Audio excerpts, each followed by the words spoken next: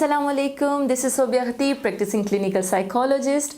तमाम देखने वालों को और सुनने वालों को बहुत सारा सलाम। AQTV आप देख रहे हैं, पसंद कर रहे हैं और बहुत से हमारे जो टॉपिक होते हैं, स्पेशली हम आज जो डिस्कस कर रहे हैं साइकोलॉजिकल डिसऑर्डर्स के हवाले से या नफ्सियाती बीमारियां क्या होती हैं, उनसे उनकी अलामात क्या हैं, उनसे बचा कैसे जा सकता है। तो आज का हमारा जो तीसरा टॉपिक हमने सिलेक्ट किया है वो बड़ा इंटरेस्टिंग है और वो ज़रूरत है कि इस पे बात की जाए। मेरा मोस्ट फेवरेट है क्योंकि मैं देखती हूँ कि जितने भी मरीज़ आते हैं उनमें जो सबसे बड़ा डैमेजिंग पार्ट होता है ना, उनके उस जार्गन का होता है जिस पर हम डिस्कस आज करेंगे। वो टॉपिक है इमोशनल हेल्थ। ये जो जज्बात की सेहत होती है ना, इस पे कोई भी बात नहीं करता, ना हमें स्कूल में सिखाया जाता है। इवन हम पूरी पूरी ज़िंदगी गुजार देते हैं, तब तक हमें समझ नहीं आता है कि इनको अपने जज्बातों को रेगुलेट कैसे करना है, इमोशंस को समझना कैसे है, इमोशंस को मैनेज कैसे करना है। तो आज के जितने भी ये मिनट्स हम आपके साथ लगाएंगे, इसमें हम ट्राई करेंगे कि आपको फुली एम्पावर कर सकें इमोशनल हेल्थ के रिलेटेड, उसको मैनेज कैसे करना है। और अगर आप देखते हैं कि सराउंडिंग में कोई ऐसा पर्सन जो इमोशनल डैमेजेस का शिकार है, तो उसको हेल्प कैसे कर सकते हैं। इमोशनल हेल्थ वो हेल्थ है बेसिकली जो WHO ने जब हेल्थ की डेफिनेशन की तो उसमें आप देखेंगे आपके ये इंपॉर्टेंट चंक सोशल हेल्थ के साथ रिलेट करके डाला गया है कि आप सेहतमंद इंसान उसे कहेंगे जो अपनी जज्बाती सेहत को भी तंदुरुस्त होगी, यानी कि उसकी वो सेहत का हिस्सा जो उसके जज्बात की सेहत है वो भी बेहतर होगी।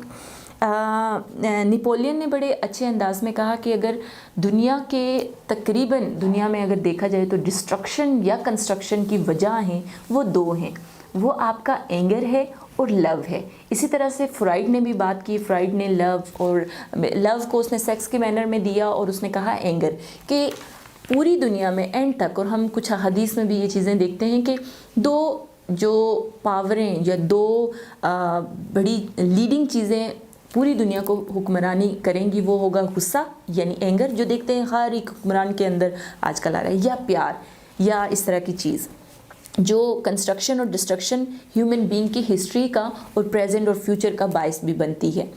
हमारे यहाँ तकरीबन इंतशार पैदा हुआ है। लोग अपने गुस्से को कंट्रोल नहीं कर सकते, अपने जज्बात को प्रॉपरली एक्सप्रेस नहीं कर सकते। अगर एक्सप्रेस करते हैं तो इतने डिस्ट्रक्टिव वे में करते हैं कि लोग उसका कहीं कुछ से कुछ मीनिंग ले जाते हैं। हम देखते हैं, एक मिसाल अगर ले लेते हैं तो हम देखते हैं कि एक पर्सन अपने बॉस के पास जाता है और अपनी प्रेजेंटेशन दिखाता है। अगर बॉस ने उसको रिएक्टिवली दिखा दिया कि this is not fine, you don't deserve it, या इस प्रोजेक्ट से तो मैं कैंसिल करता हूँ, तो क्या होता है कि वो इमोशनली इतना डिस्ट्रॉय या डैमेज हो कि वो वहाँ कुछ नहीं बोलेगा और रिलेट करेगा। जो ही घर पे जाएगा अथॉरिटी वाइज वो सारा का सारा गुस्सा वहाँ पे निकालेगा। ये एक छोटी सी एग्जांपल, मतलब हम अपने गुस्से को कहाँ कैसे निकाल रहे होते हैं, ये सारी की सारी आप देख रहे होते हैं, लेकिन इनको मैनेज कैसे करना है।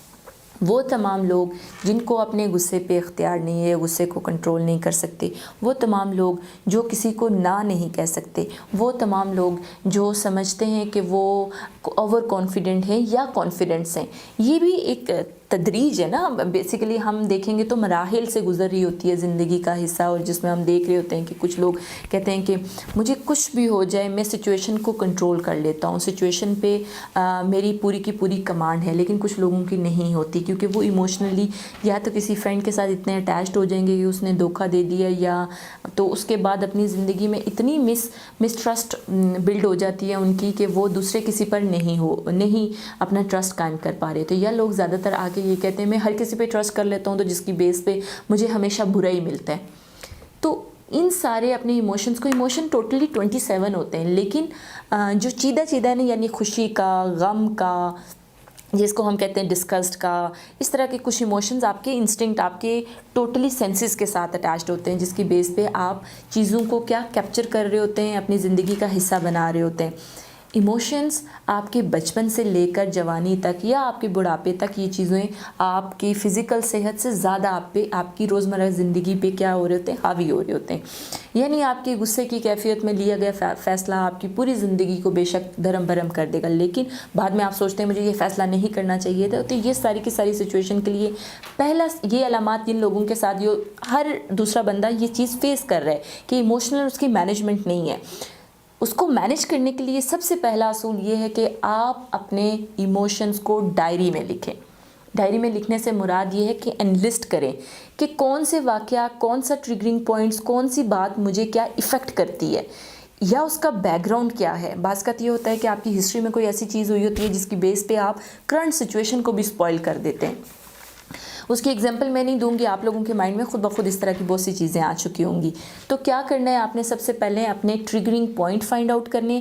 ट्रिगरिंग पॉइंट के आगे आपने फाइंड आउट करना है कि मैं इसका हल क्या निकाल सकता हूँ। ये सिंपल वेज़ हैं जो कि रोज़मर्रा की ज़िंदगी में आप, लेकिन एक्सट्रीमली जो लोग अपने इमोशंस की बेस पे अपने रिश्तों से बिल्कुल कट ऑफ हो चुके हैं, अपने टोटली अपनी रोज़मर्रा की ज़िंदगी, मैं बार बार रोज़मर्रा की ज़िंदगी का जिक्र इसलिए करती हूँ क्योंकि अगर रोज़मर्रा की ज़िंदगी को ही एडजस्ट कर लिया जाए तो आपकी बहुत सी प्रॉब्लम्स, बहुत सी चीज़ें, आपका फ्यूचर बेहतर हो सकता है और प्रेजेंट आप इंजॉय कर सकते हैं। इसकी बेस पे मैं ये वर्ड इस्तेमाल कर रही हूँ। तो अलामात के साथ साथ तो आपने सारी चीज़ों को देख लिया होगा जो आपने फ़ाइट करना है, जो आपने पूरा का पूरा अपना प्लान बनाना है। तो ट्रिगरिंग पॉइंट आपने नोट डाउन कर लिए। दूसरी चीज़ आपने ये करनी है कि उन ट्रिगरिंग पॉइंट के आगे आपने स्ट्रेटजी लिखनी है कि मैंने कैसे इसको फेस करना है, बैकग्राउंड इसका देखना है।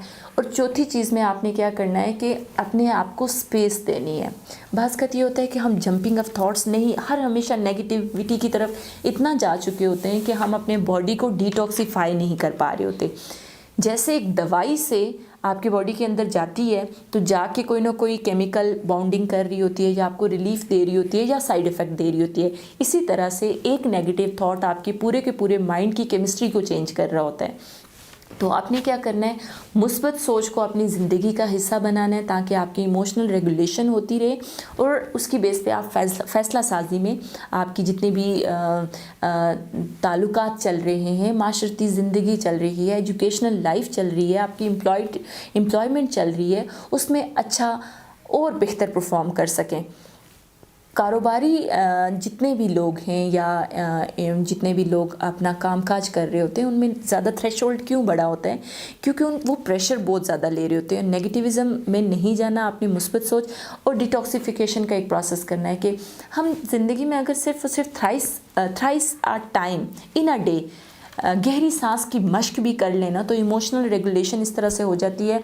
ये आपके पूरे के पूरे सॉफ्टवेयर सिस्टम को, यानी आपके दिमाग की नॉट्स जो कि आप समझिए कि काला सा केमिकल आपके माइंड में जा रहा होता है और वो सारे के सारे सिस्टम को क्या कर देता है, हाईजैक कर लेता है।